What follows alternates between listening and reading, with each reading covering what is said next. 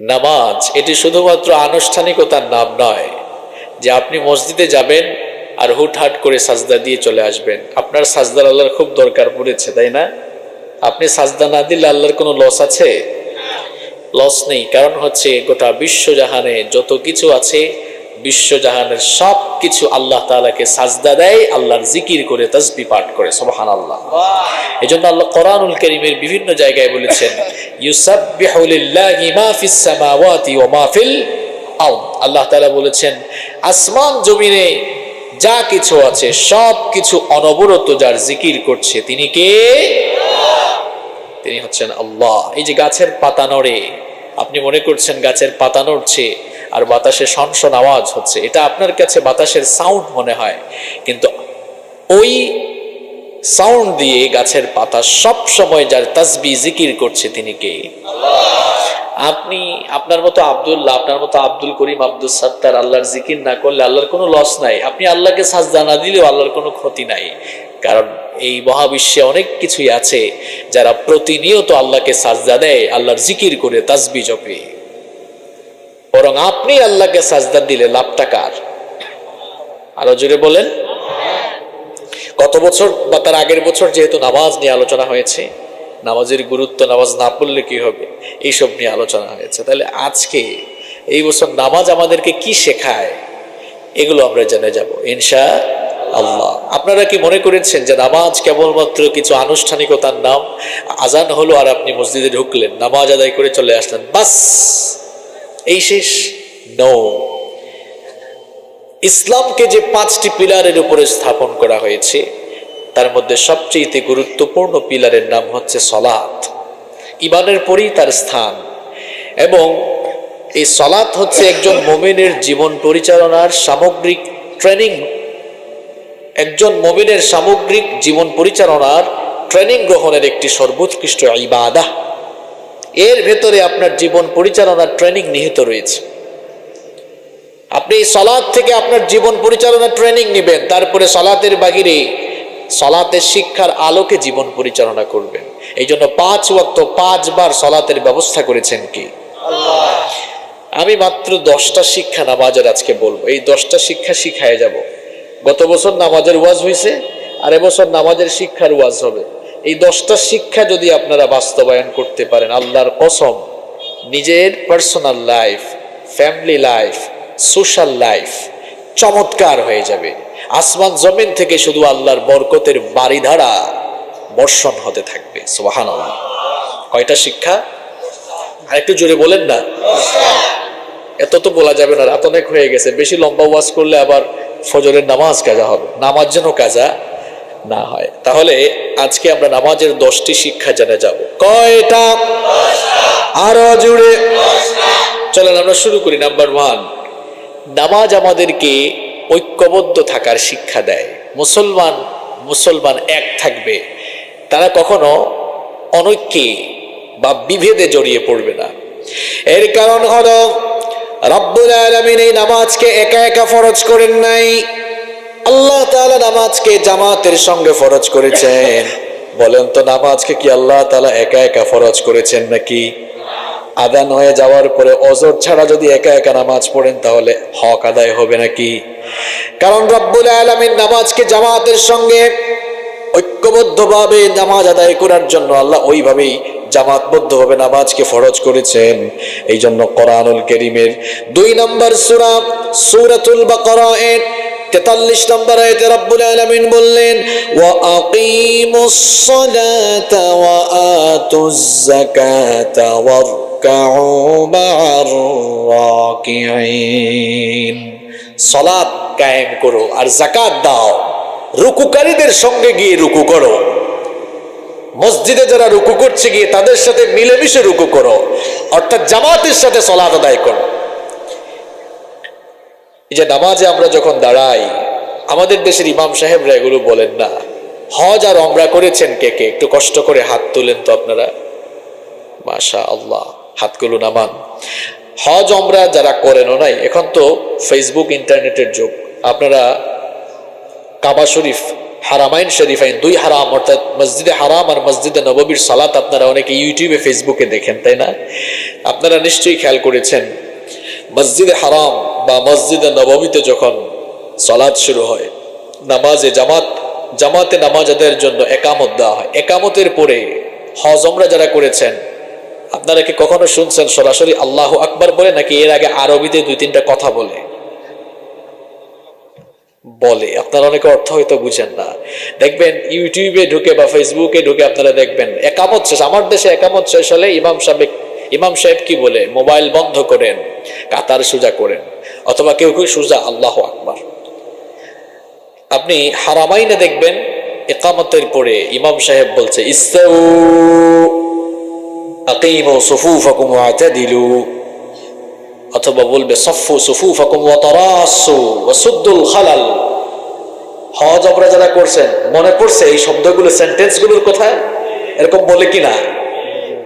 এর অর্থ কি? বলে সফ সোজা করো, কাঁধে কাঁধ লাগিয়ে সবাই পাশাপাশি হয়ে দাঁড়াও। এই যে নামাজে আমরা পাশাপাশি দাঁড়াই, নামাজের মধ্যে যাওয়ার পরে আমরা কি কেউ বলি আমি আওয়ামী লীগ করি, তুমি বিএনপি করো, আমি ক্ষমতাসীন, তুমি বিরোধী দল, তুমি পিছনে যাও আমি সামনে, বলি এটা আমরা? কথা বলেন একটু, বলি? নামাজে ঢোকার পরে আমরা কি কেউ বলি আমি দেওবন্দি কৌমি আলেম, আমাকে সামনে দাও, তুমি আলিয়া খালিয়া একদম, তুমি পিছনে যাও, বলে এটা? বরং দেখা যায় আওয়ামী লীগের পাশে বিএনপি, কৌমির পাশে আলিয়া, তার পাশে হেফাজত, তার পাশে জামাত, তার পাশে কুলিওয়ালা, ঠেলাওয়ালা, রিক্সাওয়ালা, সব একসাথে দাঁড়ায়। ঠেলাঠেলি আছে? আছে। তো নামাজের মধ্যে কৌমি আর আলিয়া ভাই ভাই ঠেলাঠেলি করলেন না, নামাজ থেকে বের হয়ে কেন এক হুজুর আর এক হুজুরকে দেখতে পারেন না? নামাজের মধ্যে সবাই কাছাকাছি দাঁড়ালেন, ঐক্যবদ্ধভাবে জামাতের সাথে নামাজ আদায় করলেন, কিন্তু নামাজের বাইরে কেন জামাতবদ্ধ থাকতে পারেন না? মুসল্লি, এই কি আপনি নামাজ থেকে শিক্ষা নিয়েছেন নাকি? এটা আপনার কেমন নামাজ? এটা তো ফালতু নামাজ। এই নামাজ তো আপনি এখনো বুঝতেই পারেননি নামাজ আপনাকে কি শেখায়, নামাজ থেকে আপনি কি শিখলেন, নামাজ থেকে কি শিখে আপনি কি অর্জন করলেন। দেখা যায় নামাজ থেকে বের হওয়ার পরে এক হুজুর আরেক হুজুরকে দেখতে পারে না, এক দল আরেক দলকে দেখতে পারে না, আছে না নাই? সামান্য ঠনকো মাসআলাগত মত পার্থক্যের কারণে আমরা একজন আরেকজনকে কাফের পর্যন্ত বানিয়ে ফেলি। আবার কত যে দল আমরা বানিয়েছি, আমরা কেউ বলি আমরা হানাফি, কেউ বলি আমরা দেওবন্দি, কেউ আমরা কওমি, কেউ আমরা আলিয়া, কেউ আমরা ঠান্ডা সুন্নি, কেউ আবার গরম সুন্নি। এগুলা মনে হয় আমাদের দেশে নাই। আমি গত কয়েকদিন আগে এক জায়গায় মাহফিলে গেলাম, মাহফিল কমিটি বলে হুজুর একটা কথা বলতে চাই। বললাম বলেন। কয় হুজুর আমাদের এলাকায় কওমি আছে, আলিয়া আছে, তারপরে আহলে হাদিস আছে, ঠান্ডা সুন্নি গরম সুন্নিও আছে। আমি বললাম তাই তো আমি কি করব? বলতেছে হুজুর এমন কায়দায় ওয়াজ করেন কেউ যেন বেজান না হয়। তা আমি বললাম ভাই আপনাদের এলাকায় এত কিছু আছে, আপনাদের এলাকায় কি কোনো মুসলমান নাই? কি আশ্চর্য ব্যাপার, আপনি এত নির্লজ্জ আর এত বেহায়া হয়েছেন, আপনি নিজেকে মুসলমান বলে পরিচয় দিতে লজ্জা বোধ করেন মিয়া। এই বুঝে নামাজ থেকে আপনি শিখেছেন। আল্লাহর কালামের ভেতরে কোথাও আমরা পাই নাই কওমি হও, আলিয়া হও, কোথাও আমরা পাই নাই ঠান্ডা সুন্নি হও, গরম সুন্নি হও, আহলে হাদিস হও, বরং আল্লাহর কালামের ভেতরে আমরা এই আয়াত পেয়েছি, ইয়া আইয়ুহাল্লাযীনা আমানুত্তাকুল্লাহা হাক্কা তুকাতিহি ওয়া লা তামুতুন্না ইল্লা ওয়া আনতুম মুসলিমুন। আল্লাহ তাআলা বলছেন হে বিশ্বাসীরা, হে ঈমানদারেরা, আল্লাহকে ভয় করার মতো ভয় করো, আর খবরদার ওয়ালা তামুতুন্না ইল্লা ওয়া আনতুম মুসলিমুন, মুসলমান না হয়ে মরে যাও না। মুসলমান হওয়ার মুসলমান হয়ে মরে যাও। আমাদের পরিচয় একটাই, আমাদের সবার পরিচয় আমরা মুসলমান, ঠিক কি না? কিছুদিন আগে এক লোক আমাকে ফোন দিয়েছে, কয় হুজুর মাইন্ড করবেন না, বলেন তো আপনি কোন জাত? আমি মনে মনে ভাবলাম মনে হয় লোকটা আমাকে জাতীয়তা জিজ্ঞেস করেছে, এজন্য শর্ট করে বলছে জাত, কোন জাত? আমি বললাম ভাই আমি তো বাংলাদেশি মানুষ, আমার জাতীয়তা বাংলাদেশি, এবং বাংলাদেশি হিসাবে আমি খুব প্রাউড ফিল করি। সে বললো হুজুর আমি তো এই জাত জানতে চাই নাই, আরো আছে না বহুজাত? বললাম বহুজাত মানে কে? কয় হুজুর আছে না ওই যে কওমি, আলিয়া, তারপরে ঠান্ডা সুন্নি, গরম সুন্নি, আহলে হাদিস, হানাফি। আমি বললাম ভাই এগুলো তো এই যুগের ফেরকা, আর আমার ফেরকাটা হচ্ছে পৃথিবীর প্রথম সবচেয়ে পুরাতন দেওয়া একটি জীবন ব্যবস্থা। কই হুজুর এটা আবার কোনটা? বললাম আপনি জানেন না, আমার জীবন ব্যবস্থার নাম ইসলাম, আর আমার পরিচয় কেবলমাত্র আমি মুসলমান। ঠিক তো কইলেন, কাম তো আবার আপনারাই করেন। খুব করে বলে আমি সুন্নি, আরেকজনকে আমি হানাফি, আরেকজনকে আমি কওমি, আমি আলিয়া। কওমি মাদ্রাসায় পড়ে আলিয়ার ভাইকে দেখতে পারে না, আলিয়া মাদ্রাসায় পড়ে কওমির ভাইকে দেখতে পারে না। আছে না নাই? নামাজের ভেতরে তো এগুলো নাই, নামাজের বাইরে কেন আপনি এগুলা করেন? নবীজি বলেছেন বুখারীর হাদিস, আল মুমিনু লিল মুমিনি কাল বুনিয়ান ইয়াশুদ্দু বা'দুহু বা'দা। এক মুমিন আরেক মুমিনের সাথে এমন ভাবে সম্পর্ক রাখবে, একটা দেয়ালের মধ্যে যেমন একটা ইটের সাথে আরেকটা ইট লেগে থাকে। বলেন তো দেখি, এখানে যদি আমরা একটা দেয়াল বানাতে চাই, ওই জায়গায় একটা ইট, এখানে আরেকটা ইট, এখানে একটা, ওইখানে একটা, এরপরে সিমেন্ট দিয়ে যতই লেপালেপি করুক, এটা কি দেয়াল হবে নাকি? দেয়াল যদি হয় আপনার 3 বছরের বাচ্চা এসে ধাক্কা মারলেই পড়ে যাবে, ঠিক না? ঠিক। কিন্তু যখন আপনি একটা ইটের সাথে আরেকটা ইট লাগাই দিবেন, এরপরে সিমেন্ট লাগাবেন, সেই দেয়ালটা শক্তিশালী হবে নাকি দুর্বল হবে? আরো জোরে বলেন। শক্তিশালী হবে। এই যে এক হুজুর এক দল, আরেক হুজুর আরেক দল, ওই হুজুর আরেক দল, ওই হুজুর আরেক দল বানালেন, কখনোই মুসলমানদের মধ্যে ঐক্যের ভিত মজবুত হবে না। যখন সকল একত্রিত হয়ে ওই ইটের মতো সবাই ঐক্যবদ্ধভাবে দাঁড়াবেন, এমন মজবুত দেয়াল হবে, এই দেয়ালকে ভেঙে দেওয়া কোনো ইসলাম বিরোধীদের জন্য সহজ হবে না। দেয়াল ভেঙে দেওয়া সাহস তো করা দূরের কথা, ইসলামের বিরুদ্ধে কথাও বলার সাহস করতে পারবে না। কেন আপনি বিভেদ করছেন? কেন আপনি ঐক্যের মধ্যে ফাটল ধরাচ্ছেন? কেউ কেউ তো আছে ওয়াজ মাহফিলে এসে অমুক কাফের তমুক কাফের। আপনি কাকে কাফের বানান? আপনি পারলে মুসলমান বানান মিয়া। কি শুরু করেছেন? কোরআনের মাহফিলে এসে মানুষের আখলাক গঠনের কথা বলেন, মানুষকে ঐক্যের কথা শোনান, খামাখা ফেরকাবাজি করে মানুষদের মধ্যে আর আগুন ধরাইয়েন। উম্মতের ঘরে এমনিতেই আগুন লেগে গেছে, আপনি কেরোসিন ঢালিয়েন না, পারলে পানি ঢালেন। আপনি পানি ঢালেন, আর পানিও যদি না ঢালতে পারেন, চুপচাপ দাঁড়িয়ে থাকেন, আর আগুন লাগায়েন না। ছোট ছোট মাসআলা নিয়ে মতপার্থক্য, মসজিদ ভাগ করে ফেলেছে এখন। এই অধিকার কে দিয়েছে আপনাকে? আপনি মসজিদ ভাগ করেছেন কেন? আমি কি ভুল বলেছি? এক গ্রামে 3 মসজিদ, 4 মসজিদ। একবার এক মুসল্লি নামাজে ঢুকেও বিপদে পড়ছে, ঘটনা একটা মনে পড়েছে, বলবো। এক মুসল্লি সফরে বের হয়েছে, আসরের আজান হয়েছে, মনে মনে ভাবলো আজানটা হয়েছে যেহেতু নামাজ পড়ে নেই, মসজিদে ঢুকলো। এখন লোকটা সবসময় নাভির উপরে হাত বাঁধে, এখন যেই মসজিদে ঢুকেছে সবাই বুকের উপরে হাত বাঁধে। লোকটা আর খেয়াল করে নাই, গিয়ে আল্লাহু আকবার বলে নাভির উপরে হাত বেঁধেছে। সালাম ফেরানোর পরে এবার দৌড়ানো শুরু হয়েছে। লোকটা এবার খালি দৌড়াইতেছে। দৌড়াইতে কোনো মতে যান বাঁচাইয়া অন্য এলাকায় গিয়েছে। এরপরে হঠাৎ করে মাগরিবের আজান হয়ে গেল, মনে মনে ভাবলো আজান যেহেতু হয়ে গিয়েছে মসজিদে ঢুকে যাই। মসজিদে ঢুকেছে, মনে মনে ভাবলো এর আগে আসরের নামাজে নাভির উপরে হাত বেঁধে বিপদে পড়েছি, এখন আবার কোন এলাকায় আসছে জানি না, বুকের উপর হাত বাঁধে নইলে আবারও দৌড়ানি খাওয়া লাগতে। বেচারার কপাল খারাপ। ওই মসজিদে আবার সবাই হাত বাঁধে নাভির উপরে, হাত বাঁধছে বুকের উপরে। এখন এরা যখন দেখছে এটা আবার কোন জায়গা থেকে আসছে, দৌড়ানি শুরু করে দিয়েছে। দৌড়ানো খাইতে খাইতে আরেক এলাকায় গেল। আরেক এলাকায় যাওয়ার পরে এবার এশার নামাজের আজান হয়ে গেল। লোকটা এবার মনে মনে ভাবলো আসরের নামাজে নাভির উপর হাত বেঁধে বিপদে পড়েছি, মাগরিবের নামাজে বুকের উপরে হাত বেঁধে বিপদে পড়েছি, জানি না এশার নামাজে কপালে কি আছে, নাভিও বাদ বুকের উপরে বাদ, এই জন্য লোকটা কপালের উপর হাত বেঁধেছে। লোকজন ধরলো তারে, কিরে ভাই কপালের উপর হাত বাঁধছো কেন? এটা কোন সিস্টেম? আবার কয় ভাই কোন সিস্টেম? মানে খালি দৌড়ানির উপর আছি। আসরের কাহিনী শোনালো, মাগরিবের কাহিনী শোনায়া বলল, ভাই জানি না আপনাদের মসজিদের অবস্থা কি, এই জন্য কপালের উপরে হাত বাঁধছি, কপালে যা আছে তাই হবে। মেম্বার সাহেব মনে হয় ওমরা করেছেন, হজ করেছেন না? দেখছেন ওখানে কেউ হাত বাঁধে বুকের উপরে, কেউ নাভির উপরে। তারা কি ঠেলাঠেলি করে? কেউ আস্তে আমিন বলে, কেউ জোরে আমিন বলে। তাই বলে কি কোনো ঠেলাঠেলি আছে নাকি? আমিও তো গিয়েছি একাধিকবার, আলহামদুলিল্লাহ। আমার পাশে একবার এই এক পাকিস্তানে দাঁড়িয়েছে, শেখ আব্দুর রহমান আস-সুদাইস, ঈশান নামাজি ইমামতি করছেন। আমার পাশে এক পাকিস্তানি দাঁড়িয়েছে। তো শেখ আব্দুর রহমান আস-সুদাইস যখন সূরা ফাতিহা শেষ করেছেন, গায়রিল মাগদুবি আলাইহিম ওয়ালাদ-দাল্লিন,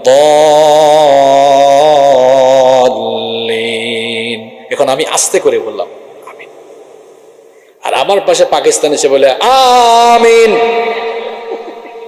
এখন নামাজ শেষ হওয়ার পরে পাকিস্তানি কিন্তু আমাকে বলেন, এই ছোকরা তুই আসতে বললি কেন? আমিও বলে নাই, কি রে তোর গলায় এত চুর কেন? গুতাগুতি। দুটাই হাদিসে আছে, যার যেটা ভালো লাগে আমল করুক, এটাই ইসলামের সৌন্দর্য। আমরা কোনো ঠেলাঠেলি করব? কেউ ওখানে হাত বেঁধেছে নাভির উপরে, কেউ বুকের উপরে। হাম্বলি যারা, এরা হাতই বাঁধে নাই। বলেন সেখানে কি কোনো ঠেলাঠেলি আছে নাকি? তো বাংলাদেশে আপনি গুতাগুতি করেন কেন? কৌমির হুজুর আলিয়ার হুজুরকে দেখতে পারেন না কেন? আলিয়ার হুজুর কেন কৌমির হুজুরকে দেখতে পারেন না? এই যে খালি আলাদা আলাদা ভাগ হচ্ছেন, এই জন্য কোরআন বিরোধী, ইসলাম বিরোধীরা যখন যারে ধরে একেবারে মেরুদণ্ড ভেঙে দেয়। আমার একজন মায়ের ঘেরে আরেকজন চুপ, কয় আমার কি হয়েছে, এটা তো আমাদের দলের না। মিয়া সাহেব আপনি এটা বুঝছেন না? ইসলাম বিরোধী, কোরআন বিরোধী যারা, এরা গোটা মুসলিম উম্মাহ এবং ইসলামকে নিধনের ষড়যন্ত্র করেই একের পর এক ধারাবাহিকভাবে তারা প্ল্যান করে কাজ করে। কোনো দল বা ব্যক্তিকে টার্গেট করে তারা কাজ করে না। যদি আপনি এটা না বুঝতে পারেন, তারপরে আপনার উপরে মুসিবত আসবে। এবং এখন তাই হচ্ছে। একটা উদাহরণ দিই আপনাদেরকে, বলেন তো আপনাদের হাতে যদি আমি একটা লাঠি দেই, ওই লাঠিটা ভাঙা সহজ না খুব কঠিন? আরো জোরে বলেন। এরা কি ঝিমায় নাকি ওই পেছনে? এরা কি গুরুত্বপূর্ণ কথা চলে যাচ্ছে। এই আপনাদের হাতে যদি একটা লাঠি দেই, এই একটা লাঠি ভাঙা সহজ না কঠিন? ঠাস করে ভেঙে যাবে। খুব ভালো করে উদাহরণটা বুঝেন। এখন যদি আপনার হাতে 1000 লাঠি দিয়ে কেউ বলে এই 1000 লাঠি আপনি ভাঙেন, কুতাকুতি শুরু হবে, কিন্তু ভাঙতে পারবে? হাসির কথা বলি নাই। তার মানে কি, আপনি যখন দিন দিন যখন মুসলমানদের মধ্যে দলাদলি বাড়বে, তখন যেই যারে ধরবে ওই লাঠির মতো খুব সহজে ভেঙে ফেলতে। আর যদি সবাই একসাথে হয়ে যান, লাঠি ভাঙ্গা দূরের কথা, ইসলামের শিয়ারের উপরে, তাহলে আমাদের এক থাকার দরকার আছে না নাই? আরো জোরে বলেন। আমাদের মধ্যে তো খুব ঠুনকো ঠুনকো মাসআলা নিয়ে না পার্থক্য, এটা নিয়ে আমরা ইখতিলাফ করব কেন? নফল নিয়ে ঠেলাঠেলি, মুস্তাহাব নিয়ে ঠেলাঠেলি, এই জন্য একজন আরেকজনকে দেখতে পারে না। ফরজ নিয়ে তো মারামারি নেই, নফলে সফল ডুব। ফরজ নিয়ে তো মারামারি নেই, নফলে সফল ডুব। টুপির আকার আকৃতি নিয়ে গবেষণা হয় খুব। এখন টুপি নিয়ে, এই যে মেম্বার সাহেব আপনি যে টুপি পড়ছেন, আমি আর নাম বলবো না, এটা ওই দলের টুপি। আর আমি যেটা পড়েছি এটা আরেক দলের টুপি। আরেকজন কল্লি বানায় পড়ে, এটা নাকি ওই দলের টুপি। আরেকজন লম্বা টুপি পরে, ওইটা নাকি ওই জাতের টুপি। আরেকটা নাকি এরকম একদম কোনাকুনি, এটা সুন্নি টুপি। এখন টুপি দিয়ে আমরা ইসলাম যাচাই করি, আছে না নাই? হায় রে মুসলমান, তোমাদের উপরে অত্যাচার নির্যাতন আসবে না তো কাদের উপরে আসবে? তোমরা টুপির মাধ্যমে ইসলামকে চিনতেছো, আলেমে মুসলমানে বিভেদ ঘটাচ্ছ, ওইদিকে জালেমে বন্ধুত্ব করে মুসলমানদের উপরে কুরবানি চালাচ্ছে। আলেমে বিভেদ, এখন জালিমে দোস্তি। কি ঠিক বলেছি? আলেমে বিভেদ, এখন জালিমে দোস্তি। পথের ঠিকানা জানা নেই কারো, কে কোথায় পাবে স্বস্তি। সালাতে দুহাত কোথায় বাঁধবে, নাভির উপরে বুকে। আমিন বলবে চুপিসারে নাকি সজোরে আওয়াজ ফুঁকে। ছোট আর ছোট বিষয় নিয়েও চলছে ভীষণ দ্বন্দ্ব। সব দল ভাবে আমরাই ভালো, অন্যরা কালো মন্দ। ফরজ নিয়ে তো মারামারি নেই, নফলে সফল ডুব। ফরজ নিয়ে তো মারামারি নেই, নফলে সফল ডুব। টুপির আকার আকৃতি নিয়ে গবেষণা হয় খুব। ওই সুযোগে আব্রাহা দেখো হাকিয়ে বেড়ায় হস্তি। জালিমে জালিমে দোস্তি, জালিমে জালিমে দোস্তি, আলেমে আলেমে বিভেদ এখন জালিমে জালিমে দোস্তি। পথের ঠিকানা জানা নেই কারো, কে কোথায় পাবে স্বস্তি, কে কোথায় পাবে স্বস্তি। খ্যাতির নেশায় আলেমের মন ব্যস্ত, ভীষণ ব্যস্ত। এই সমাজের সব কাজে তাই জালিমের হাতে ন্যস্ত। নিজের হিসাব করে না আলেম, অন্যের কথা ভাবে।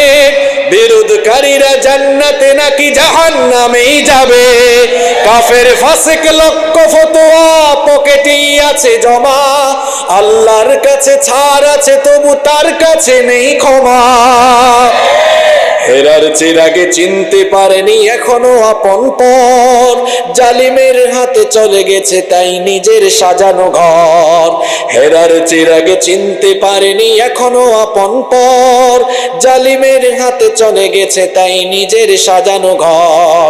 সালতানাতের মিনার হারিয়ে আশ্রয় তার বস্তি। জালিমে জালিমে দোস্তি, আলেমে আলেমে বিভেদ এখন জালিমে জালিমে দোস্তি। পথের ঠিকানা জানা নেই কারো, কে কোথায় পাবে স্বস্তি, কে কোথায় পাবে স্বস্তি। ঠিক বলেছি? তা নামাজে গিয়ে আপনি কি শিখলেন? নামাজে তো আমরা ভাই ভাই হয়ে পাশাপাশি দাঁড়াই। আমার বাংলা বাজারের ভাইয়েরা, আল্লাহর কসম করে বলছি, আজান হলে আমরা যেমন বিভেদ ভুলে গিয়ে সব ভাই একই কাতারে পাশাপাশি দাঁড়িয়ে যাই, ঠিক তেমনি ভাবে নামাজের বাহিরে যখন আমাদের সমাজের এই চিত্র হবে, আমরা যখন দলাদলি ভুলে গিয়ে বিশ্বের মুসলমানরা যদি ঐক্যবদ্ধ হয়ে যায়, মুসলমানরা হারানো দিনের সেই ঐতিহ্য আবারও ফিরে পাবে এবং ইসলাম বিরোধীরা এত বেশি ভয় পাবে, মুসলমানদের এই ঐক্য দেখে ইসলামের বিরুদ্ধে কথা বলার সাহস তারা হারিয়ে ফেলবে। নামাজের এক নাম্বার শিক্ষাটাই তো এখন সমাজে নাই। আছে আছে, এক নাম্বার শিক্ষাটাই নাই। আজকে নামাজের কয়টা শিক্ষা বলবো? আরো জোরে, আরো জোরে বলছি কয়টা? দেখছেন তালে কেমনে বেতাল হয়ে গেছে? বলছি কয়টা? দেখেন, আমি তো সামনে বসছি, আমি কিন্তু দেখতেছি কেউ কেউ ঝিমাইতেছে। ওই যে সিলেটি ভাষায় কয় উঙ্গানি, উঙ্গানি ধরছে। এই উঙ্গানি সারানোর দরকার আছে না নাই? আমরা তলে তলে কাম করি। ওই যে যারা উঙ্গার একটা এই স্লোগান দিই এমন ভাবে যে আওয়াজ হোক যেন ভূমিকম্পে তার ঘুম ভাঙে। ফারা যাইবেন ইনশাল্লাহ। দেখি আমরা দুই ভাবে দেই, দুই ভাবে। প্রথমে বিবাহিতরা দেন, দেখি এই এলাকার বিবাহিতদের এনার্জি আছে কিনা, এরপরে অবিবাহিতরা দিবে। বিবাহিতরা রেডি তো? রেডি রেডি, লিল্লাহি তাকবীর। চার্জ নাই, থাকবে কেমনে? বিয়ে করে ফেলছে। অবিবাহিত যারা, দেখি তোমরা তো বিয়ে শাদী করো নাই, দেখি তোমাদের অবস্থা কেমন। লিল্লাহি তাকবীর। ওই দেখেন ওই কোনায় ওই কোনায় একজন এমনি উঠছে, কি হয়েছে হঠাৎ করে? এবার সবাই মিলে দেন লিল্লাহি তাকবীর। সবার ঘুম শেষ। এবার আমরা আরো 9টা পয়েন্ট ধৈর্য ধরে শুনতে পারবো তো ইনশাআল্লাহ? নাম্বার 2, নামাজ আমাদেরকে ভেদাভেদহীন একটি সমাজ গঠন, সাম্য, মৈত্রী আর ভ্রাতৃত্বের বন্ধনকে মজবুত করার শিক্ষা দেয়। নামাজে যাওয়ার পরে আমাদের মধ্যে কোনো ক্লাসিফিকেশন থাকে না, আমরা ভেদাভেদ করি না। আমরা বলি না যে আমি চেয়ারম্যান, এই ইউনিয়নের চেয়ারম্যান, তুমি সামান্য রিক্সাওয়ালা, তুমি আমার পাশে দাঁড়াইছো কেন, পিছনে যাও। বলবে এটা? বললেও রিক্সাওয়ালা বলবে, মিয়া তোমার চেয়ারম্যান গিরি গিয়ে ওই ইউনিয়ন পরিষদে দেখাও, এটা আল্লাহর ঘর, তুমিও আল্লাহর গোলাম, আমিও আল্লাহর গোলাম। এজন্য মহাকবি কবি সম্রাট আল্লামা ইকবাল তার কবিতায় বড় চমৎকার করে লিখেছেন, এক হি সফ মে খড়ে হোগে মাহমুদ ও আয়াজ, এক হি সফ মে खड़े हो गए महमूद अयाज, न कोई बंदा रहा न कोई बंदा नवाज। নামাজে আসার পর সম্রাট মাহমুদ আর তার চাকর আয়াজ যখন একই কাতারে পাশাপাশি কাছাকাছি দাঁড়িয়ে যায়, তখন সম্রাট মাহমুদ আর সম্রাটের ভূমিকায় থাকে না, চাকর আয়াজ তখন চাকরের ভূমিকায় থাকে না, সম্রাট আর চাকর দুজনেই তখন আল্লাহর গোলামে পরিণত হয়ে যায়। ঠিক তো বললেন। কোনদিন কি আপনার ঘরের কামলা চাকরের সাথে বসে আপনি ভাত খাইছেন নাকি?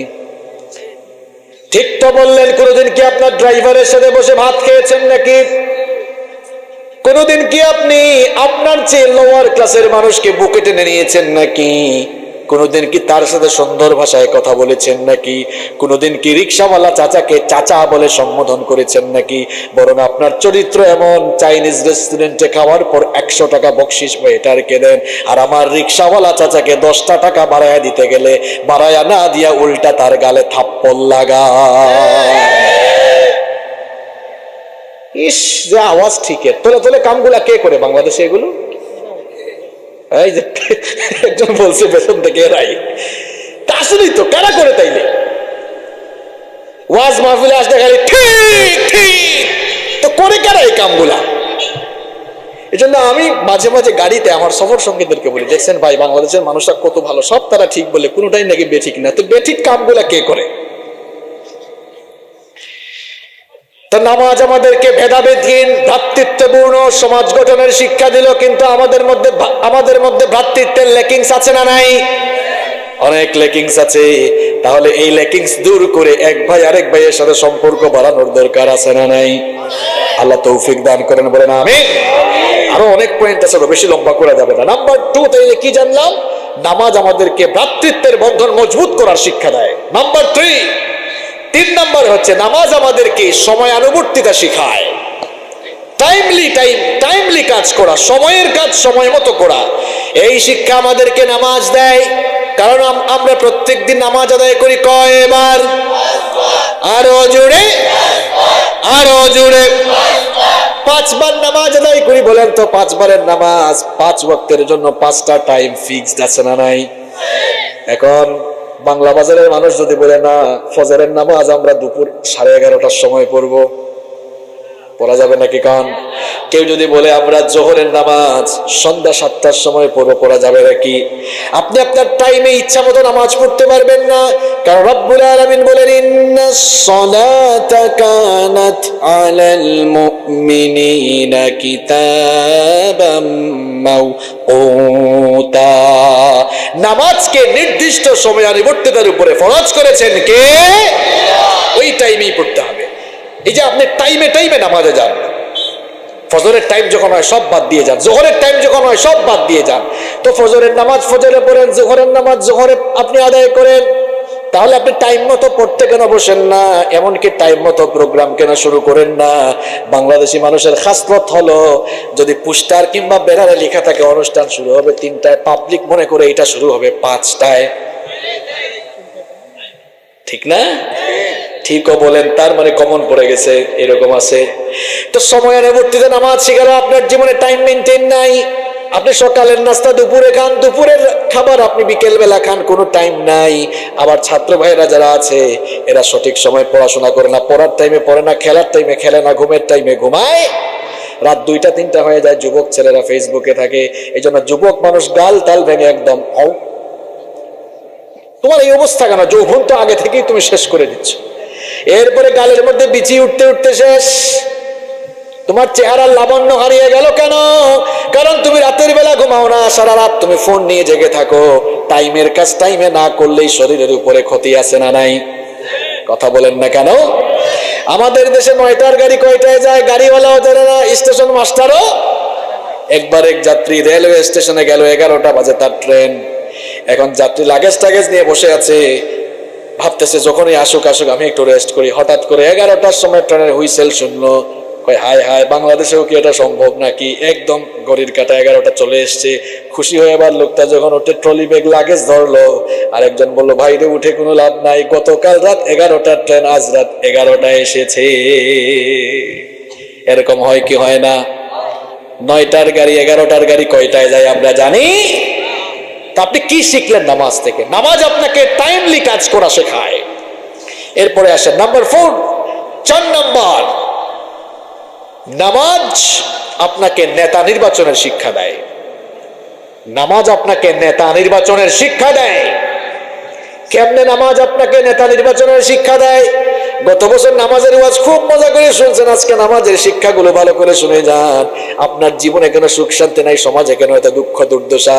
রাস্তাঘাটের এমন বেহাল দশা কেন? দেশের মধ্যে এত সন্ত্রাস কেন? কারণ আপনি নামাজ মুসল্লি এখনো বুঝেন নাই। যদি নামাজ বুঝতেন, আপনার নামাজের বাইরে সবকিছু ঠিকঠাক হয়ে যেত। এই যে আমি 4 নাম্বার শিক্ষার কথা বলছি, নামাজ নেতা নির্বাচন শেখায়। বলেন তো, হুজুরের তেলাওয়াত শুদ্ধ, এই হুজুরকে কি বাংলা বাজারে ইমামতিতে রাখবেন নাকি? কি আওয়াজ কমলো কেন? হুজুরের তেলাওয়াত সহি না, উনাকে কি ইমাম হিসাবে মসজিদে রাখবেন নাকি? হুজুর কামিল পাশ করেন নাই, দাওরায়ে হাদিস পাশ করেন নাই, খতিব হিসাবে তাকে রাখবেন নাকি? হুজুরের বিড়ি সিগারেট খাওয়ার অভ্যাস আছে, অবশ্য সিলেটে বিড়ি সিগারেট খাওয়া কিছু ইমাম আর মুয়াজ্জিন আছে, বাংলা বাজারে নাই। হয় এদেরকে সংশোধন করবেন, আর যদি সংশোধন না হয় অ্যাকশনে যাবেন, নইলে ইমামতি থেকে ঘাট ধরে এদেরকে বের করে দিবেন।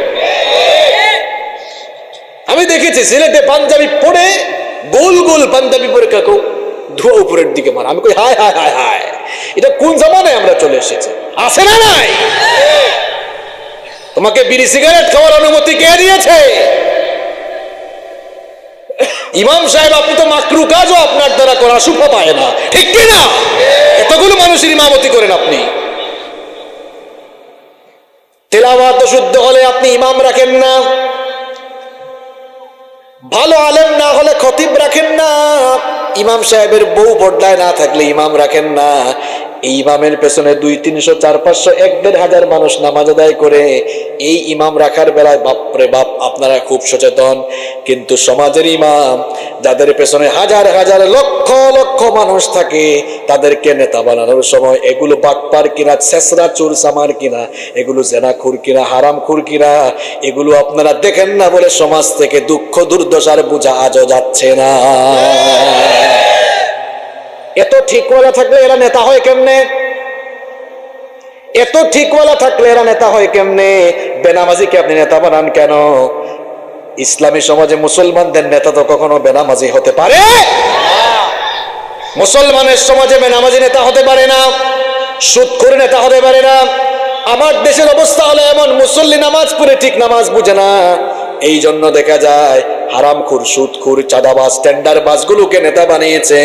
এই জন্য এলাকার মধ্যে, তার নিজের কপালের মধ্যে, সমাজের মধ্যে শুধু দুঃখের বোঝা নেমে এসেছে। আমার দেশে নির্বাচন যখন আসে, তখন মানুষের দাম গরু ছাগলের চেয়ে কমে না বাড়ে? মনে হয় বাংলা বাজারে বাড়ে না, গরু ছাগলের চেয়ে বাড়ে? কি বলো তুমি? কমে? বাড়ে কেমনে? একটা ছাগলের দাম 5,000। পরশুদিন আমাকে একজন বললেন, হুজুর আমি ইলেকশনের আগের রাত, পরশুদিন কিন্তু সিলেটের অনেক জায়গায় ইলেকশন হয়েছে, ঠিক কি না? গতকাল আমার মাহফিল ছিল, এর আগের দিন মাহফিল সিলেটেই ছিল। একজন বলল, হুজুর আমি ভোটের আগের রাতে বের হয়েছি, এখন আমি আসছিলাম এই এলাকায়, আমি আমার এক আত্মীয়ের বাড়ি বেড়াবার জন্য। এখন আমরা মেহমান বাড়িতে গেলে ব্যাগ নিয়ে যাই কি যাই না? কথা কন না কেন? আমিও তো আসছি, আমার একটা ব্যাগ আছে। উনি বলতেছেন আমি আমার আত্মীয়ের বাড়ি বেড়াবার জন্য এসেছি, আমার হাতে ব্যাগ। রাস্তায় খালি মানুষ দেখলাম, তারা কয় মানুষ ব্যাগ নিয়ে হাঁটে, কিন্তু আমাদের দিকে নজর যায় না। আমি মনে করলাম মেহমান বাড়িতে এসে কোন মুসিবতে পড়লাম। ভাই আমাকে দেখে এমন কথা বলেন কেন? কয় ব্যাগের ভিতরে মাল আছে, মাল দেন না কেন? আছে না নাই? আরে ভাই, ইলেকশন যখন আসে একটা ছাগলের দাম কমপক্ষে 5,000 টাকা হয়, কিন্তু ইলেকশন আসলে মানুষগুলোর দাম ছাগলের চেয়ে, গরুর চাইতে কমে 500 টাকা পর্যন্ত হয়। 500 টাকায় পর্যন্ত বিক্রি হয়ে যায়। এই জন্য কোনো উন্নতি নাই। হ্যাঁ মুসল্লি, নামাজ থেকে কি শিখেছেন আপনি? নামাজে আপনি যেমনি একজন যোগ্য মানুষকে নামাজের ইমাম বানান, ঠিক তেমনি ভাবে একজন চরিত্রবান আল্লাহওয়ালা মানুষকে সমাজের নেতা বানানো লাগবে। যদি চরিত্রবান আল্লাহওয়ালা কোরআনওয়ালা লোকেরা আমাদের নেতা হতো, ওই স্বর্ণের যুগ আমরা ফিরে পেতাম। সেই শাসক আমরা ফিরে পেতাম যাদের ভেতরে এমন তাকওয়া ছিল। ওমর ইবনুল খাত্তাব রাদিয়াল্লাহু আনহু তিনি কি ছোটখাটো কোনো দেশের প্রেসিডেন্ট ছিলেন নাকি? কথা বলেন। অর্ধ পৃথিবী শাসন করেছেন, অর্ধ পৃথিবীর প্রেসিডেন্ট। আপনি সামান্য ক্ষমতা পেয়ে লোভ সামলাতে পারেন না। সামান্য ক্ষমতা পাইলেই মানুষের সবকিছু খাইয়া একেবারে সাফার করে ফেলেন, সাফা করে ফেলেন। আর অর্ধ পৃথিবীর শাসনকর্তা তিনি ছিলেন। কেমন শাসক দেখেন। একদিন তিনি তার ঘরের ভেতরে মোমবাতি জ্বালিয়ে কাজ করছেন। বলেন তো সেই যুগে আজ থেকে ১৫০০ বছর আগে এইরকম ইলেকট্রিক্যাল লাইট ছিল নাকি? ঘরের মধ্যে মোমবাতির আলো জ্বালিয়ে তিনি কাজ করছেন। হঠাৎ করে দরজায় তার কিছু আত্মীয় স্বজন নক করলেন। তারা বললেন ভেতরে আসবো। ওমর ইবনুল খাত্তাব রাদিয়াল্লাহু আনহু বলে একটু অপেক্ষা করো, একটু দরজায় দাঁড়াও। দরজায় তাদেরকে অপেক্ষায় রেখে তিনি এবার সঙ্গে সঙ্গে তার সামনে থাকা মোমবাতির আগুন ফু দিয়ে নিভালেন। নতুন আরেকটি মোমবাতিতে আগুন ধরালেন। তারপরে বললেন এবার তোমরা ভেতরে আসতে পারো। ভেতরে এরা যখন আসলো তখন জিজ্ঞেস করলো আমিরুল মুমিনিন, আপনার সামনেই তো একটা মোমবাতিতে আগুন ধরানো ছিল, সেটা ফু দিয়ে নিভিয়ে কেন নতুন আরেকটি মোমবাতি হাতে নিয়ে আগুন ধরালেন? ব্যাপার তো বুঝলাম না। আমিরুল মুমিনিন ওমর ইবনুল খাত্তাব রাদিয়াল্লাহু আনহু তখন বললেন তোমরা আসার আগে আমি রাষ্ট্রের টাকায়, জনগণের টাকায় কেনা মোমবাতির আগুন জ্বালিয়ে রাষ্ট্রের কাজ, জনগণেরই কাজ করছিলাম। আমি মনে মনে ভাবলাম তোমরা তো আমার আত্মীয় স্বজন, হয়তো ব্যক্তিগত কথা বলার জন্য এসেছো। মনে মনে ভাবলাম রাষ্ট্রের টাকায়, জনগণের টাকায় কেনা মোমবাতির আলো জ্বালিয়ে ব্যক্তিগত কাজ করলে রাষ্ট্রের সম্পদ হরণ করা হবে, অন্যদিকে জনগণের আমানতের খেয়ানত হবে, আমাকেও আল্লাহর কাছে জবাব দেওয়া লাগবে। এই ভয়ে আমি জনগণের টাকায় কেনা মোমবাতির আগুন ফু দিয়ে নিভিয়ে দিয়ে নিজের টাকায় কেনা মোমবাতির আলো জ্বালিয়ে তোমাদের সঙ্গে কথা বলছি। আর আবু বকর রাদিয়াল্লাহু আনহু তিনি কেমন শাসক? তিনি কেমন শাসক ছিলেন? নাকি তারা ইমামতি নিয়ে ব্যস্ত ছিলেন? হ্যাঁ, কথা বলেন না কেন? আবু বকর রাদিয়াল্লাহু আনহু যখন খলিফা, তার স্ত্রী এসে বললেন প্রিয়তম স্বামী আমার, বাচ্চারা অনেক দিন ধরে সারিদ নামক খাবার খেতে চায়। সারিদ হচ্ছে আরব দেশের বিখ্যাত একটি খাবার। তিনি বললেন প্রিয়তম স্ত্রী আমার, রাষ্ট্রের প্রধান হিসাবে মাস শেষে আমাকে যে বেতন দেওয়া হয়, এই বেতন দিয়ে সংসার চালানো আমার জন্য বড় কষ্ট হয়ে যায়। কেমনে আমি বাচ্চাগুলোর শখ মেটাবার জন্য সারিদ নামক খাবার আনবো? এক কাজ করো, অন্য কোনো খাবার খাইয়ে আমার সন্তানদেরকে বুঝ দিয়ে দাও। কিছুদিন পরে দেখা গেল আবু বকর রাদিয়াল্লাহু আনহুর ঘরে সারিদ খাবার প্রস্তুত হলো। স্ত্রীকে জিজ্ঞেস করলেন কি ব্যাপার, আমার ঘরে এই খাবার কেমনে প্রস্তুত হলো? মনে হয় আমার কোনো আত্মীয় স্বজন হাদিয়া পাঠিয়েছে, গিফট পাঠিয়েছে, মনে হয় আমাদেরকে খুব শখ করে দিয়েছে, আদর করে দিয়েছে। স্ত্রী বললেন প্রিয়তম স্বামী আমার, এটা আমাদেরকে কেউ পাঠায় নাই, কোনো আত্মীয় স্বজন দেয় নাই। তিনি বললেন তাহলে এই খাবারের বন্দোবস্ত কেমনে হলো? স্ত্রী তখন বললেন প্রিয়তম স্বামী আমার, প্রত্যেক দিন আপনি বাজার করার জন্য যে পয়সা দেন, যে টাকা দেন, সেখান থেকে খুব অল্প অল্প করে আমি বাঁচাতাম, অল্প অল্প করে জমিয়ে রাখতাম। অল্প অল্প করে জমানোর পরে যখন এই সারিদ নামক খাবার যখন প্রস্তুত করার পয়সা হয়ে গেল, সেই টাকা দিয়ে এই খাবারের আমি আয়োজন করলাম। এই কথা শোনা মাত্রই আবু বকর রাদিয়াল্লাহু আনহু সঙ্গে সঙ্গেই তার মাথায় যেন ৭ আসমান ভেঙে পড়ার উপক্রম হয়ে গেল। সঙ্গে সঙ্গে মজলিসে শুরা অর্থাৎ তার ক্যাবিনেট মিনিস্টার যারা ছিলেন, ক্যাবিনেটের সভা আহ্বান করলেন।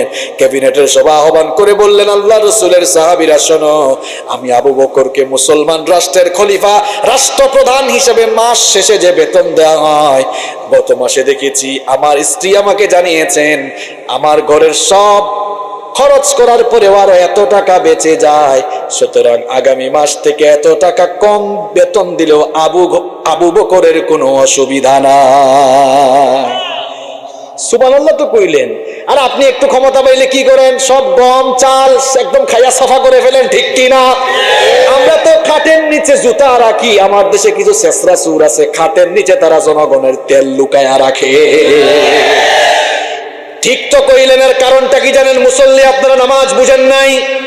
নামাজে যেমন যোগ্যতা সম্পন্ন মানুষগুলোকে আপনারা ইমাম বানান, ঠিক তেমনি ভাবে যেদিন আপনারা সবাই কোরআনের বুঝ আপনাদের ভেতরে আসবে, অন্তরে যখন বুঝ আসবে, এইরকম শেষরা চোর আর চামারদেরকে লাঠি দিয়ে ফেলে দিয়ে যেদিন আপনারা কোরআনওয়ালা ইসলামওয়ালা লোকদেরকে নেতা বানাবেন, সেদিন আপনারা সুশাসন পাবেন, জুলুম এই জমিন থেকে বিদায় হয়ে যাবে। বুঝলে বুঝ ফাতা, না বুঝলে তেজ ফাতা। কয়টা বলছি? চারটা না পাঁচটা বললাম? চারটা। আরো জোরে। কি আপনি কি রাগ করলেন নাকি? একটু কাঁচা কথা হয়ে গেছে তাই না? তো কাঁচা কথা তো আমাকে বলতে হবে, তো আমার কথা নয়, আল্লাহ এগুলো নামাজে আমাকে শিখিয়েছেন, ঠিক কি না? কিছু কিছু জায়গায় আবু জাহালের কথা বললে কিছু মানুষের খারাপ লাগে, তো আমি বলি আবু জাহালের কথা বললে আপনার খারাপ লাগে কেন? মনে হয় আবু জাহালের রক্তের ভাইরাস কিছুটা আপনার রক্তের ভেতরে আছে, বলে আপনার খারাপ লাগে কেন? এরপরে নামাজ আমাদেরকে 5 নাম্বার শিক্ষা দেয়। নামাজের 5 নাম্বার শিক্ষা হলো নেতা ভুল করলে সংশোধনী দিতে হবে। ইমাম সাহেব যদি আল্লাহু আকবার বলে আলহামদুলিল্লাহ না পড়ে কই ইয়াসিন ওয়াল কুরআনিল হাকিম, একেবারে বাংলা বাজারে সাধারণ মুসল্লিও বলবে ও হুজুর কি হইছে আপনার? পড়েন আলহামদুলিল্লাহি রাব্বিল আলামিন। নামাজি ইমাম সাহেব ভুল করলে পেছন থেকে মুসল্লির লোকমা দেওয়ার সিস্টেম আছে না নাই? আরো জোরে বলেন। এই জন্য ইসলামী রাষ্ট্রে যারা এই শাসন ক্ষমতা গ্রহণ করেছেন, আবু বকর, ওমর সঙ্গে সঙ্গেই খলিফা হওয়ার পরে বলেছেন, ও মুসলমানরা শোনো, যতক্ষণ আমাকে হকের পথে দেখবা, আনুগত্য করবা, হক থেকে বিচ্যুত হলেই আমাকে তোমরা সংশোধন করে দিবা। আপনি ইতিহাস পড়েছেন, পড়ে দেখেন, এই শিক্ষা মুসলমানের সমাজে থাকবে। তার নেতা ভুল করলে, ইসলামী চুরি করলে ঠিক করে দিবে। নামাজে 2বার 3বার সংশোধনী দেওয়ার পরে ইমাম সাহেব না মানলে ওই ইমামের পিছনে নামাজ পড়বেন? কি করবেন তখন? তারে টেনে পেছনে নিয়ে আসবেন। ঠিক তেমনি ভাবে বারবার সতর্ক করার পরে ইসলামী না ছাড়লে ঘাড় ধরে তাকে নামায় দিতে হবে। এটা নামাজের শিক্ষা। এটা কিসের শিক্ষা? আমি বহু জায়গায় বলেছি, শুধুমাত্র নামাজ বুঝলেই আমাদের সমাজ পাল্টে যেত। শুধু নামাজ বুঝলেই। আপনি মনে করছেন ওই ঠুকঠাক করে সাজদা দেওয়ার জন্য আল্লাহ নামাজ দিয়েছেন, ইস আপনার সাজদার আল্লাহর খুব অভাব পড়ছে। আপনি সাজদা দিবেন, নামাজ পড়বেন, প্রত্যেকটি শিক্ষা নিজের জীবনে কাজে লাগাবেন, এরপরে আপনার নামাজ আল্লাহর কাছে যাবে, ঠিক কি না? কয়টা বললাম? আরো জুড়ে। এরা মনে হয় ভাত খাইয়াইছে না, আওয়াজ বাড়ান না। কয়টা? আরো জুড়ে। এরপরে নাম্বার 6 নাম্বার হলো, 6 নাম্বার হচ্ছে নামাজ আমাদেরকে ধৈর্য শিখায়, ধৈর্যের শিক্ষা দেয়। কেমন ধৈর্য দেখেন তো। আপনি ফজরের নামাজে ইমাম সাহেবের পেছনে দাঁড়িয়েছেন, এখন ইমাম সাহেব সালাম ফেরানোর আগ পর্যন্ত কি নামাজ থইয়া দৌড় মারতে পারবেন নাকি? সবর করে আপনাকে থাকতে হবে। এভাবে জীবনের প্রত্যেকটি ক্ষেত্রে বালা মুসিবতে, সুখে দুঃখে, আনন্দ বেদনায় সবর করতে হবে। কার জন্য? কারণ ইমানদারদের জীবনে পরীক্ষা আসবে। আর মানুষের জীবনে পরীক্ষা বালা মুসিবত বিভিন্ন কারণে আসে। 1 নাম্বার, বান্দা আল্লাহকে সতর্ক করতে চান, এই জন্য আল্লাহ মাঝে মাঝে আযাব আর গজব পাঠান। এই যে 3-4 দিন আগে ভূমিকম্প আপনাদের এলাকায় হয়েছে কিনা ফজরের সময়? কথা বলেন না কেন? এই যে মাঝে মাঝে ভূমিকম্প দেন, আইলা, লাইলা, সিদর, নার্গিস, ফণি, মহাসেন, কত ধরনের বিপদ আসে, এগুলো আল্লাহ দেন যাতে বান্দার কলিজায় একটু আল্লাহর ভয় লাগে, বান্দা যেন পাপাচার থেকে ফিরে আসে। এই জন্য মাঝে মাঝে আল্লাহ গজব দেন। আবার মাঝে মাঝে আল্লাহ পাপের কারণে মানুষদেরকে গজব দেন, আযাব দেন। এই জন্য আল্লাহ কোরআনে বলেছেন, ওয়ামা আসাবাকুম মিন মুসিবাতিন ফাবিমা কাসাবাত আইদিকুম ওয়া ইয়াফু আন কাসীর। তোমাদের উপরে যত বিপদ মুসিবত আছে সব তোমাদের 2 হাতের কামাই করা, এগুলো এমনি এমনি আসে না। তোমরা যখন অপকর্মে লিপ্ত হয়ে যাও, সাবধান করার জন্য গজব পাঠান কে? আবার মাঝে মাঝে ভালো মানুষদেরকে আল্লাহ পরীক্ষা করেন। অনেকে বলে, দেখা যায় অনেক আলেমের উপরে, অনেক দায়ীর উপরে অনেক সময় নির্যাতন আছে না নাই? কিছু বেকুব আছে কয় হুজুর মনে হয় তলে তলে কিছু করছে, এই জন্য কাম হয়েছে, আছে না নাই? বেকুব, আপনি কোরআনটা খুলে সূরা আনকাবুত পড়লেন না? আল্লাহ বলেছেন, আমার কাছে যে যত প্রিয় তার জীবনে আমার তরফ থেকে পরীক্ষাও কম না বেশি। এজন্য আল্লাহ বলেছেন, হাসিবান নাসু আইয়ুতরাকু আইয়াকুলু আমান্না وهم لا يفتنون তোমরা কি ভেবেছো, তোমরা কি মনে করেছো ঈমান এনেছি এই কথা বললেই তোমাদেরকে ছেড়ে দেওয়া হবে? وهم لا يفتنون, পরীক্ষা করা হবে না, এটা কি ভেবেছো নাকি? وَلَقَدْ فَتَنَّا الَّذِينَ مِنْ قَبْلِهِمْ فَلَيَعْلَمَنَّ اللَّهُ الَّذِينَ آمَنُوا وَلَيَعْلَمَنَّ الْكَاذِبِينَ অবশ্যই আল্লাহ তোমাদেরকে পরীক্ষা করবেন তোমাদের ঈমানের লেভেল যাচাই করার জন্য। এজন্য নবীজি বলেছেন আশাদ্দুন নাসি বালাআন বালাউল আম্বিয়া সুম্মাল আমসালু ফাল আমসাল, মানুষদের মধ্য থেকে সবচেয়ে বেশি ঈমানি পরীক্ষা দিয়েছেন আল্লাহর নবীরা। জোরে কোন কারা? আরো জোরে বলেন, আরো জোরে বলেন। নবীদের জীবনে পরীক্ষা কম না বেশি? তো তারা কি পাপ করছেন নাকি? যে অমুক হুজুর তমুক হুজুরের উপরে নির্যাতন আসলেই বলেন হুজুর মনে হয় তলে তলে কাম করেছে। বেকুব, আপনি হাদিস পড়েন নাই? যার ঈমান যত বেশি, নবীজি বলেছেন ফায়ুবতালার রাজুলু আলা হাসাবি দীনি, যার ঈমান যত বেশি তার পরীক্ষাও হলো তত বেশি। যার ঈমান যত বেশি তার জীবনে পরীক্ষাও তত বেশি। এই যে পরীক্ষা, বালা মুসিবত, দুঃখ দুর্দশা আসলে সবর করতে হবে। কি করতে হবে? সবর। এজন্য আল্লাহ বলেছেন যেভাবেই পরীক্ষা হোক সবর করো। ওয়ালানাবলুওয়ান্নাকুম বিশাইইম মিনাল খাউফি ওয়াল জু'i ওয়া নাকসিম মিনাল আমওয়ালি ওয়াল আনফুসি ওয়াস সামারাত ওয়া বাশশিরিস সাবিরিন। আল্লাহ তাআলা বলেছেন অবশ্যই আমি তোমাদেরকে ভয়, ভীতি, ক্ষুধা, এরপরে জানমালের ক্ষতি, ফসলের ক্ষতি, এগুলো দিয়ে পরীক্ষা করব। জীবনে যেভাবেই তোমরা মুসিবতে পড়ো না কেন, যারা ধৈর্য ধারণ করবে, ধৈর্য ধারণকারীদের জন্য সুসংবাদ রয়েছে কার পক্ষ থেকে? এবার প্রশ্ন হলো ধৈর্য ধারণকারী কারা, সবরকারী কারা? আল্লাহ তাআলা তাদের ডেফিনেশন দিয়ে বললেন ধৈর্যশীল তারা। পরের আমার সাথে আল্লাযীনা ইযা আসাবাতহুম মুসিবাতুন ক্বালু ইন্না লিল্লাহি ওয়া ইন্না ইলাইহি রাজিউন। ধৈর্যশীল তারা যারা বিপদে পড়লেই বলে ইন্না লিল্লাহি ওয়া ইন্না ইলাইহি। আমার দেশে এটা হচ্ছে মানুষ মারা যাওয়ার দোয়া। মানুষ মারা গেলেই মসজিদে গিয়ে বলে ইন্না লিল্লাহি ওয়া ইন্না ইলাইহি রাজিউন, অথচ বিপদে পড়লে এই দোয়াটা পড়তে হবে শিখিয়েছেন কে? তাহলে নামাজের 6 নম্বর শিক্ষা হলো জীবনের সকল ক্ষেত্রে সবর করতে হবে। এরপরে আসেন নামাজের 7 নম্বর শিক্ষা হলো নামাজ আমাদেরকে নিয়ন্ত্রিত জীবন যাপনের শিক্ষা দেয়। নিয়ন্ত্রিত জীবন যাপন, অনিয়ন্ত্রিত জীবন যাপন হবে না। যুবক ভাইরা, রাস্তাঘাটে বের হলে চক্ষু কেন পরনারীর দিকে চলে যায়? আমরা যখন নামাজে দাঁড়াই, আমরা কি কেউ চক্ষু এমনি পেছন দিকে দাঁড়াই নাকি? এমনি কেউ দাঁড়ায়? আমার কথা বুঝতে আপনাদের কষ্ট হয়? জবাব না দিয়ে আমি শেষ করে দেবো। আমি বুঝবো পাবলিক বুঝতে চায় না, নাকি মাইকের আওয়াজ যায় না, কোনটা? কেউ কি আল্লাহু আকবার বলে এমনি দাঁড়ায়? কোন দিকে তাকাতে হয়? সাজদার স্থানের দিকে। কেউ পেছনে তাকায় না। এই যে নামাজে যেমন চক্ষুটাকে আল্লাহর দেওয়ার নির্দেশ মতো সামনের দিকে সাজদার দিকে রাখতে হয়, এখান থেকে শিক্ষা হলো বান্দারে নামাজ থেকে বের হয়ে এই চক্ষুটাকে যেন তেন যেমন তেমন দিকে নেওয়া যাবে না। আদেশটা কার? কুল্লিল মুমিনিনা ইয়াগুদ্দু মিন আবসারিহিম। নবী মুমিন পুরুষদেরকে বলুন তাদের চক্ষু যেন পরনারী থেকে নিম্নগামী করে রাখে। যুবকরা এখন মেয়ে দেখলেই উলট পালট কথা বলে আছে না নাই? তো নামাজ থেকে তুমি কি শিখেছো? এরপরে নামাজে আমরা তেলাওয়াত শুনছি, ঠোঁট দিয়ে তাসবিহ জপছি, আল্লাহর হামদ করছি, ভালো ভালো কথা বলছি, আল্লাহর জিকির করছি, তেলাওয়াত করছি। ঠিক তেমনি ভাবে নামাজের বাইরে এই ঠোঁট, এই জবানটাকে অপব্যবহার করা যাবে।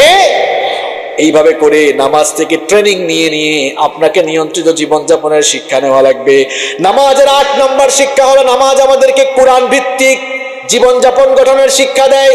কেউ যদি আল্লাহু আকবার বলে কোরআন থেকে তেলাওয়াত না করে, কেউ যদি বলে আল্লাহু আকবার, আন আবি হুরায়রা রাদিয়াল্লাহু আনহু قال قال রাসূলুল্লাহ সাল্লাল্লাহু আলাইহি ওয়াসাল্লাম, হাদিস শুরু করে বলেন নামাজ হবে নাকি?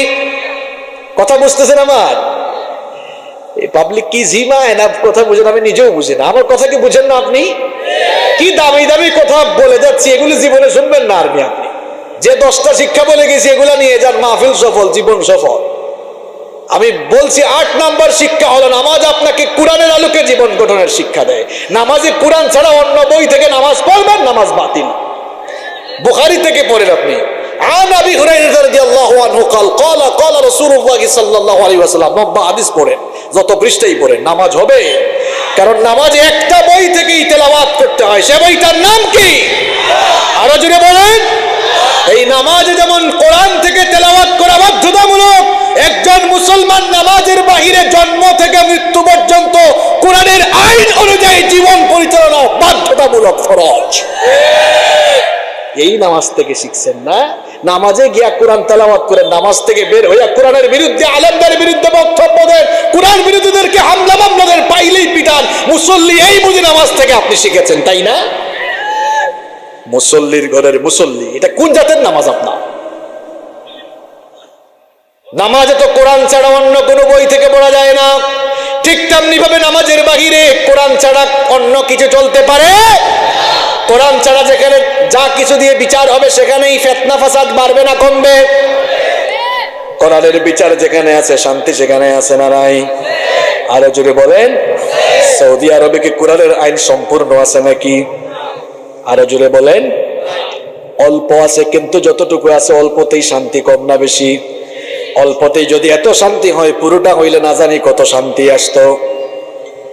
দেখেন সৌদি আরবে বিশ্বের সকল দেশের তুলনায় চুরি সেখানে কম না বেশি? ধর্ষণ সেখানে কম না বেশি? আমাদের দেশে কয়েকদিন পর পর মনে হয় ধর্ষণ হয় নাকি হয় না? ওই দিন দেখলাম এক মহিলা 2003 সালে ধর্ষিতা হয়ে মারা গেছে, আজ পর্যন্ত তার মামলার রায় হয়। কারণ হলো কোরআনের বিচার যেখানে নাই সেখানেই বিচার অবিচার হয়ে যায়, মানুষ ন্যায় বিচার থেকে বঞ্চিত হয়। আর কোরআনের বিচার যেখানেই থাকে মানুষ ন্যায় বিচার পায়। নবীজির আদালতে মহিলা একবার চুরি করে ধরা পড়লো, মাখজুমা গোত্রের সম্ভ্রান্ত নারী চুরি করে যখন ধরা পড়লেন, সাহাবায়ে কেরাম মনে মনে ভাবলেন, সবাই মিলে পরামর্শ করছেন, এই মহিলা খুব দামি বংশের মহিলা, সুতরাং এই মহিলাকে শাস্তি দিলে ওই বংশের দুর্নাম হবে। আল্লাহ রসুলকে একটু রিকোয়েস্ট করা উচিত যেন মহিলার শাস্তি একটু কমায়া দেন। সাহাবীরা কে নবীজির কাছে সুপারিশ নিয়ে যাবেন, কারো সাহস হয় না। সবশেষে তারা বললেন, উসামা বিন যায়েদ, তোমাকে নবী বড় পছন্দ করেন, তুমি একটু নবীর কাছে সুপারিশটা নিয়ে যাও। উসামা ইবনে যায়েদ রাদিয়াল্লাহু আনহু এই সুপারিশ নিয়ে নবীর কাছে গেলেন।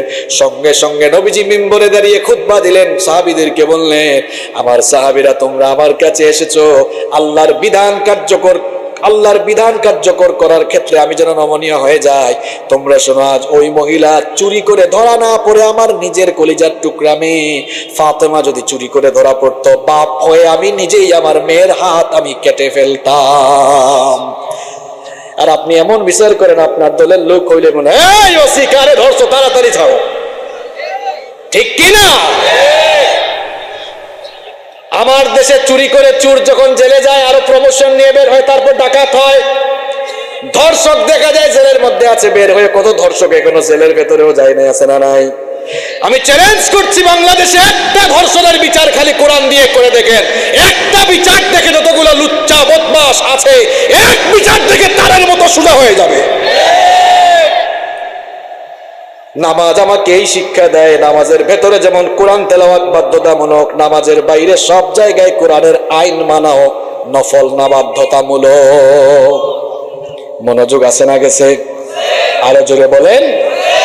নামাজের 10টা শিক্ষা নিয়ে কথা হচ্ছে, বলছি 8টা, আরো জোরে কয়টা? আরো জোরে কয়টা? নাম্বার 9, নামাজ আমাদেরকে শৃঙ্খলা শেখায়। নামাজ আমাদেরকে কি শেখায়? শৃঙ্খলা। বলেন তো, নামাজে আমরা কাতারকে বাঁকা করে দাঁড়াই, নামাজে হই হুল্লার করি, দেখা যায় খুব সুন্দর ইমাম সাহেব আল্লাহু আকবার বলা মাত্রই ইকামতের সময় সব দাঁড়িয়ে যায়। তো নামাজের মধ্যে এত শৃঙ্খলা, এই মাহফিলে কেন এত বিশৃঙ্খলা? কয়েকজন পরপরে উঠে, এই বুঝি নামাজের শিক্ষা? এই দেখেন আয়োজন হচ্ছে, অবশ্য উঠারও কথা, কারণ 8টায় বসছে তো অনেকের প্রাকৃতিক প্রয়োজনও আছে, এই জন্য আমরাও 9 নম্বরে চলে আসছি। বাকি আছে কয়টা? এই শৃঙ্খলা শেখা, এই শৃঙ্খলা নামাজের বাহিরে নাই। আমরা এক ভাই আরেক ভাইকে প্রায়োরিটি দেই না। দেখা যায় কয়েকজন ব্যাংকের লাইনে দাঁড়াইছে, একজন এসে বললো, ভাই দেখেন তো জিনিসটা কি একটু পড়েন, সে তার হাতে ওইটা দিয়া 2-3 জনকে টপকায় সামনে যায়, আছে না নাই? তো এই নামাজ থেকে আপনি এই বাটপারি গুলা শিখেন, তাই না? নামাজ তো আপনাকে শৃঙ্খলা শেখায়। আপনার জীবনে শৃঙ্খলা বোধ কোথায়? আপনার জীবনে শৃঙ্খলা বোধ নাই বলেই আপনার জীবনটা এরকম। হয়ে গিয়েছে। একেবারে সর্বশেষ যেটা বলবো, নামাজ আমাদেরকে জীবন সংশোধনের শিক্ষা দেয়, জীবনটা সংশোধন করার শিক্ষা দেয়। আমাদের জীবন পরিচালনা অনেক ভুল আছে না নাই? আজকেও অনেক কথা আমাদের অনেকের সাথে মিলে যেতে পারে ভুল, কিন্তু তওবা করলে মাফ করে দিবেন কে? আপনি নামাজে ভুল করে ফেলেছেন, নামাজ ওই ভুলটা ঠিক করার জন্য একটা সিস্টেম আল্লাহ দিয়েছেন। সিস্টেম, তার নাম কি? সাহু সেজদা। কি সেজদা? ভুল করে ফেলেছেন, সাহু সেজদা দিলেন, নামাজটা হয়ে গেল, কবুল করে নিবেন কে?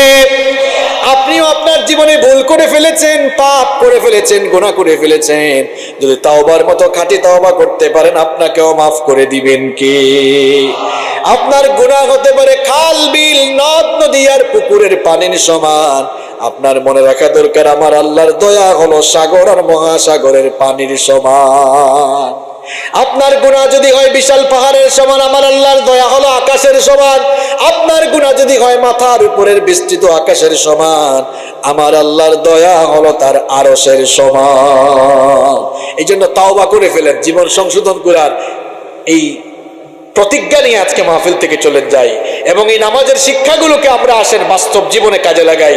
আমাদের জীবন সুন্দর হবে, আখিরাতে নাজাত পাবো ইনশাআল্লাহ।